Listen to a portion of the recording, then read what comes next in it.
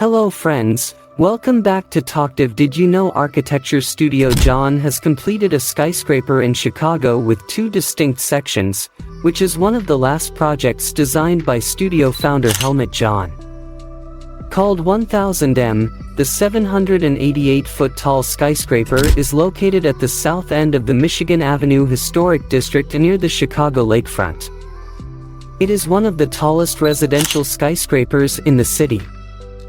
It has a distinct base with large, darkly colored aluminum panels that are meant to reference the surrounding historic buildings, while the top is set back slightly from the base and is more glossy, meant to complement the Chicago skyline. The deliberate change in form between the lower 19 floors and the tower above serves dual purposes. The lower part of the building references the historic Michigan Avenue district, while the tower or skyline profile completes the towers at the south end of Grant Park, complementing the assembly of towers to the north. The skyscraper was one of the last projects designed by studio founder Helmut Jahn, who died in 2021. A diagonal seam runs up the north and south faces of the skyscraper while accentuating the tower's subtle taper. The facade of the building features a glazed curtain wall and milled aluminum spandrels, giving the apartments omnidirectional vistas. The basic idea was to take the east-west oriented site and apply it to a building with a north-south orientation, while trying to capture as much of the view to the lakefront and museum campus, Grant Park, as possible. The building slopes approximately 12 feet at the northeast and southwest corners, fulfilling those opportunities and creating a wonderful skyline image. This vision, manifested in 1000M, demonstrates the renowned architect Helmut Jahn's ability to draw from history while embracing the sophistication of contemporary architecture. It also redefines the standard of what a residential skyscraper should look like in Chicago. It has different facade characteristics on the podium and in the tower portion.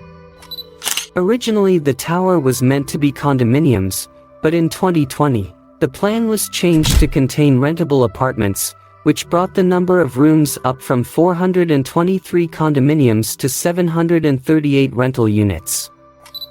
According to Castillo, the top of the skyscraper was also simplified from the original design.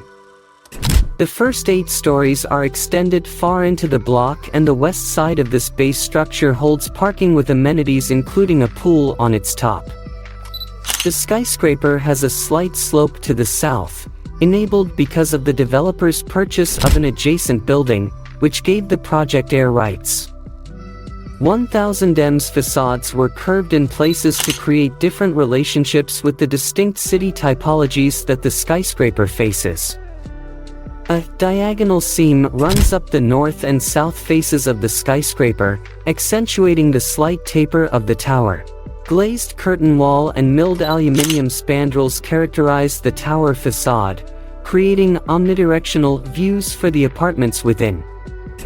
The basic idea was to transform a largely east-west oriented site for a building that had a north-south axis, maximizing views to the lakefront.